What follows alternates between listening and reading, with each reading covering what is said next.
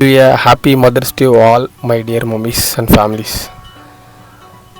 அப்புறமா என்னோட அம்மா பற்றி தான் நான் எல்லாரை பற்றியுமே சொல்கிறேன். பட் ஸ்டில் நான் எங்கள் அம்மா பற்றி நான் சொன்னதே இல்லை. நான் மதர்ஸ் டே அப்படின்றனால நான் இன்றைக்கி சொல்லணும்னு சொல்ல.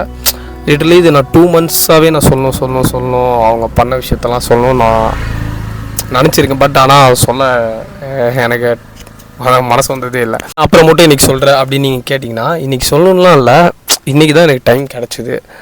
ஸோ இது ஒரு தேங்க்ஃபுல்லாக சொல்லிடலாம் அப்படின்னு தான் நான் இந்த வீடியோ ரெக்கார்ட் பண்ணிகிட்ருக்கேன். லிட்டரலி ஒரு நாள் நைட்டு எங்கள் அப்பா வந்து எங்களை விட்டு காணாமல் போயிட்டார் மீன்ஸ் வீட்டை விட்டு ஓடி போயிட்டார்.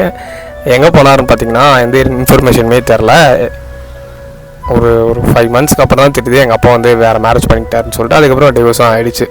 பட் ஸ்டில் இப்போ எனக்கு ஏஜ் 23 ஆகுது. நான் இப்போ வரைக்குமே எங்கள் வீட்டுக்காக பெருசாக எதுவுமே நான் பண்ணதில்லை. எங்கள் அம்மா கிட்டே நான் மணியெல்லாம் கொடுத்ததில்லை. பட் ஸ்டில் நான் ஏர்ன் பண்ணிட்டு தான் இருக்கேன், ஒர்க் போயிட்டு தான் இருக்கேன், படிச்சுக்கிட்டே இருக்கேன்.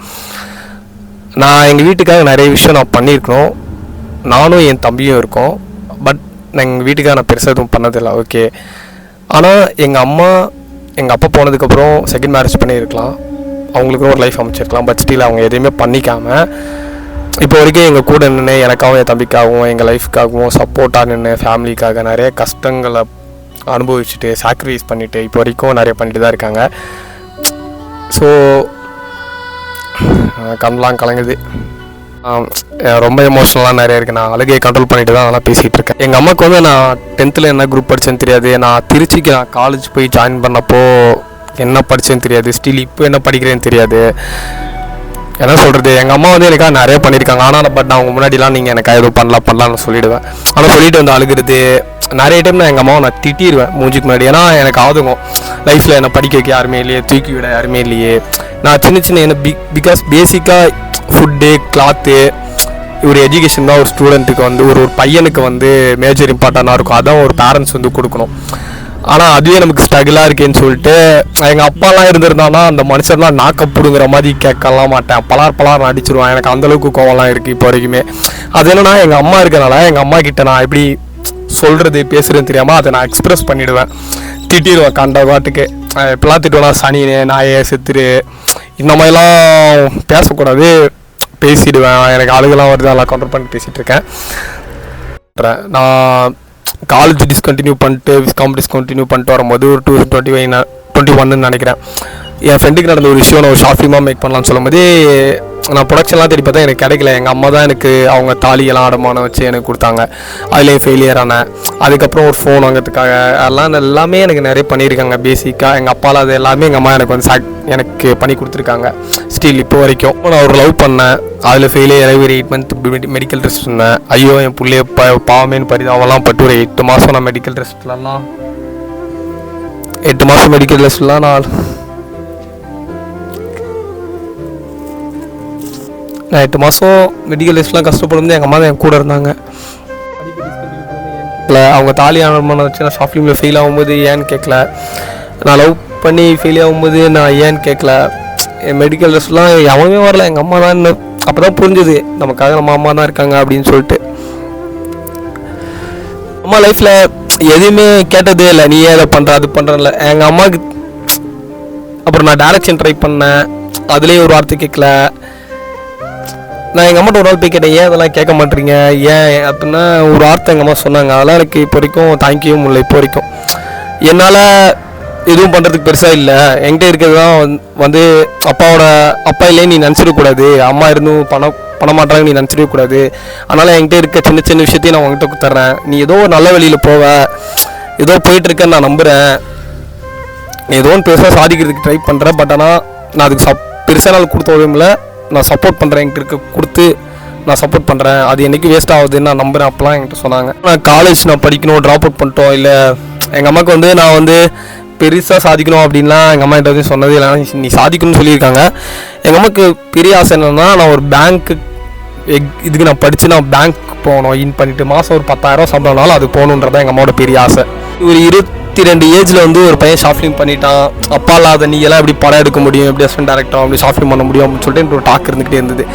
அதெல்லாம் பிரேக் பண்ணி ஒரு ஷார்ட் ஃபிலிம் பண்ணியாச்சு, அசிஸ்டன்ட் டேரக்டர் ஆச்சு. 2 படத்தில் பெரிய பர்சன்ஸ் கூட ஒர்க் பண்ணியாச்சு 22 வயசுலேயே அசிஸ்டன்ட் டைரக்ட் ஆகிடுச்சு. நம்ம வைண்டா நம்ம படம் பண்ணணும் அப்படின்னு இருக்க ஸ்டேஜில் எனக்கு ஒரு பெரிய கில்ட் இருந்தது. ஓகே நம்ம பேஷன் தேடி போகிறோம், பட் ஆனால் நம்ம அம்மா கையனை பண்ணியிருக்கோன்றப்போ எங்கள் அம்மாவுக்கு வந்து நான் சொன்னேன்ல பேங்க் ரிலேட்டிவ்லாம் படிச்சு பேங்க் வேலைக்கு போகணும். சரி, அம்மாவோட ஒரு அதிகபட்ச ஆசை என்னவாக இருக்கும், ஒரு பையன் படிக்கணும், ஒரு டக்கின்லாம் பண்ணிவிட்டு பண்ணிவிட்டு ஒரு 15,000 வேலைக்கு போனாலும் ஒரு கவர்மெண்ட் வேலைக்கு போகணுன்னு சொல்லிட்டு எங்கள் அம்மாவோட ஆசையை ஃபுல்ஃபில் பண்ணலான்னு சொல்லிட்டு நான் பிகாம்சியை ஜாயின் பண்ணேன்.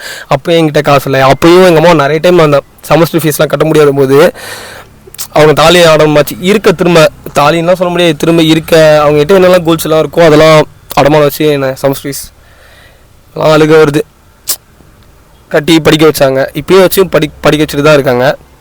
ஒரு நாள் தாம்பரம் ஜங்ஷனில் உட்காந்து நான் எங்கள் அம்மா கால் பண்ணி அவங்க ஒர்க் பண்ணிகிட்டு இருக்கும்போது ஒரு ஆஃப்டர்நூன் டைமில் நான் கால் பண்ணி அழுகுறேன். அம்மா நான் உனக்கு எதுவுமே பண்ணலையம்மா, எனக்கு எல்லாம் இப்போ சொன்னால் கூட அழுகுதான். ஏன்னா எங்கள் அம்மா பண்ண தியாகம் கஷ்டம் எல்லாம் அப்படி நான் என் கெரியர் தானே பார்த்துட்ருக்கேன். எனக்கு ஏன்னா ஒரு விஷயங்க, இப்போ நான் எங்கள் அம்மா கஷ்டப்படுறாங்க, என் வீடு கஷ்டப்படுது அப்படின்னு சொல்லிட்டு நிறைய பேர் சொன்னாங்க அம்மா கஷ்டப்படுறாங்க, நீ எல்லாம் எதுக்கு படிப்பை விட்டுட்டு நீ வேலைக்கு போ அப்படிலாம் சொல்லியிருக்காங்க. நான் ஆமாம் கரெக்ட் தான், நம்ம கூட இருக்கோம் கஷ்டப்படும் போது நம்ம அதில் பெருசாக பண்ணலன்னா கூட நம்ம அதுக்கு துணையாக நிற்கணும். பட் அது கூட என்னால் பண்ண முடியல. இப்போ அவங்கெல்லாம் சொல்கிற மாதிரி நான் என் படிப்பெல்லாம் தூக்கி போட்டு நான் டெய்லி ஒரு வேலைக்கு போயிட்டு மாதம் வீட்டை பார்த்துட்டு கடன்லாம் அடைச்சிட்டு இருந்தேன் அப்படிலாம் பண்ணேன்னு வச்சுக்கோங்களேன். திரும்ப இப்போ வந்து அது ஓகே, பட் ஆனால் திரும்ப வந்து என்னோடய ஜென்ரேஷன்ன்றப்போ லைஃப் லாங் வந்து இப்போ நான் வந்து அதில் தூக்கி போட்டேன்னா நான் லைஃப் லாங் வரைக்கும் நான் அதை கஷ்டப்பட்டுக்கிட்டே தான் இருக்க போகிறேன். பட் அதனால இப்போ இவங்க என்ன சொன்னாலும் பரவாயில்ல, வீடு கஷ்டப்பட்டாலும் பரவாயில்ல, இதை எதுவுமே காதை வாங்கிக்காம அப்படிலாம் இல்லை.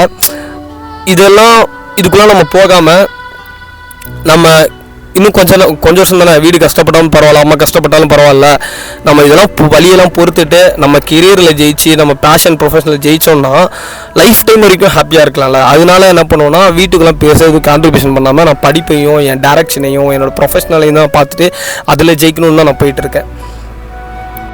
இதெல்லாம் வந்து எனக்கு தாங்க தெரியும் எவ்வளோ நான் வழியை வந்து ஃபேஸ் பண்ணிகிட்ருக்கேன்னு. வீட்டில் எங்கள் அம்மா கஷ்டப்பட்டுட்டு இருக்காங்க, ஒரு பையனாக பெருசாக எங்கள் வீட்டுக்கு பண்ண முடியல. இப்போ நான் எங்கள் அப்பா இல்லை, இப்போது எங்கள் அம்மா படிக்க வைக்கிறது இல்லை, எங்கள் அப்பா இல்லை அப்படின்னு சொல்லிட்டு நானும் தருதலை மாதிரி சுற்றிட்டு இருந்தேன். நானும் வந்து சும்மா சுற்றிட்டு இருந்தேன் மற்ற பசங்க மாதிரி எப்படின்னு வச்சுக்கோங்களேன்.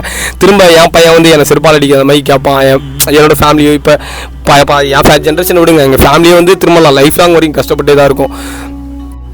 ஒரு பையனா எனக்கு மட்டும் தாங்க தெரியும், அம்மாவுக்கு எதுவும் பண்ணல, வீட்டை பார்த்துக்கல, பெருசாக காசு கொடுக்கல, ஆனால் பல ஆசைகள் வந்து கனவுகளும் ஆசைகளும் என் மனசுக்குள்ளே இருக்குது. அம்மாவுக்கு இது பண்ணணும், வீட்டுக்கு இது செய்யணும், பார்த்து பில்ட் பண்ணுன்ற ஆசைலாம் என்கிட்ட தான் இருக்குது. அது எனக்கு மட்டும் தான் தெரியும்.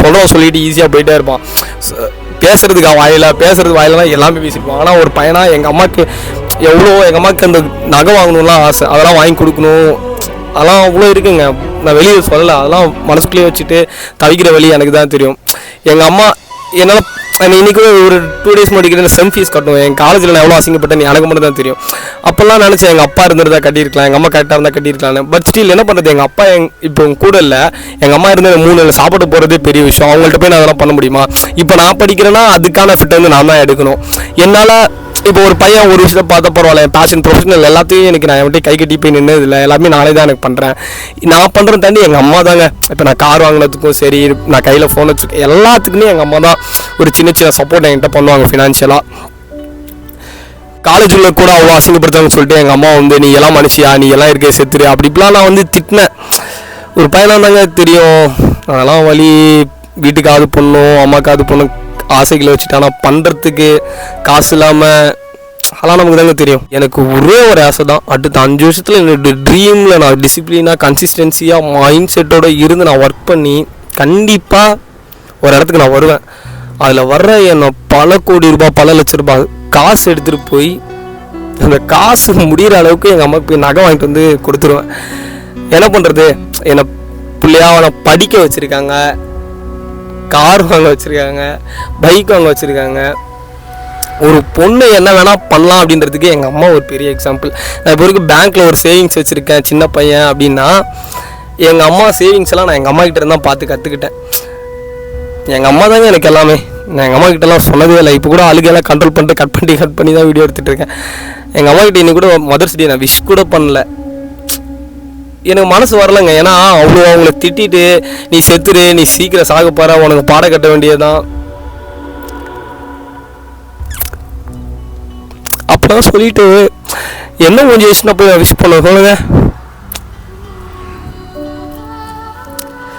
தெரிலங்க, என் நிலமெல்லாம் எந்த பசங்களுக்கும் வந்துடவே கூடாது. ஃபைனலி நேரில் சொல்ல தைரியம் இல்லை. ஹாப்பி மதர்ஸ் டே அம்மா, நீங்கள் தான் எனக்கு எல்லாமே. நீங்கள்லாம் படித்து கூட இருக்க முடியாது, எதுவுமே இல்லைம்மா. நான் நிறைய விஷயத்தில் விழுந்து போகும்போதெல்லாம் நீங்கள் தான் எனக்கு தூக்கி விட்டுருக்கீங்க. நான் லவ்வில் ஃபெயில் ஆகும்போது, திரும்ப நான் ஒரு பொண்ணை நம்ம ஏமாறும் போது, லைஃப்பில் துணை இருக்கும். கீழே விழுந்துருக்கும் போது எங்கள் அப்பாவை நான் கீழே விழும்போதெல்லாம் எங்கள் அப்பா என்னை தூக்கி விட இருக்குன்னு நினச்சிருக்கேன். ஒரு விஷயம் ஸ்டார்ட் பண்ணும்போது எங்கள் அப்பா இருக்குன்னு நினச்சிருக்கேன். ஆனால் எங்கள் அப்பா எங்கேயுமே இல்லை. எங்கள் அப்பா இல்லாத ஒரு இடத்துலையுமே நான் ஒரு விஷயம் ஸ்டார்ட் பண்ணும்போது சரி, கீழே விழும்போது சரி, எங்கள் அம்மா தான் தூக்கி விட்டுருக்காங்க. எங்கள் அம்மா தான் எனக்கு எல்லாமே. ஒரே ஒரு விஷயம், யார் யாரெல்லாம் அம்மா அப்பா இருக்காங்களோ தயவு செஞ்சு அவங்கள மனசு, உங்களுக்கு எவ்வளோ கஷ்டம் இருந்தாலும் சரி அது உங்கள் மனசுக்குள்ளே வச்சுட்டு, இப்போ உங்கள் அம்மா அப்பா இருக்காங்களா அதுவே உங்களுக்குலாம் பிளஸ்டு தான். ஏன்னா ஒரு அம்மா அப்பாலாம் ஒரு குழந்தைங்கள வளர்க்குறது எவ்வளோ தியாகங்கள் பண்ணுவாங்கலாம் தெரியாது. அதெல்லாம் பெண்கள் ஒரு தாய்மார் பண்ணுற தியாகங்களுக்கெலாம் வெறும் வார்த்தையில் சொல்லவே முடியாது. அவங்க குடும்பத்துக்காக பண்ணுற தியாகமும் சரி, வலிகளும் சரி, அதெல்லாம் வார்த்தையில் சொல்ல முடியாத ஏராளமான விஷயம். அம்மா அப்பாலாம் இப்போ யார் யார் இருக்காங்களோ அவங்க கஷ்டத்தை புரிஞ்சு நடத்துக்கோங்க. உங்களால் பெருசாக பண்ண முடியலாம் சரி, அவங்களுக்கு உறுதுணையாக இருங்க, சப்போர்ட்டாக இருங்க. Happy mother's day to all. எல்லா அம்மாவுக்கும், எல்லா அம்மாவுமே அம்மா தான், கூட பிறந்தா தான் அம்மாவா.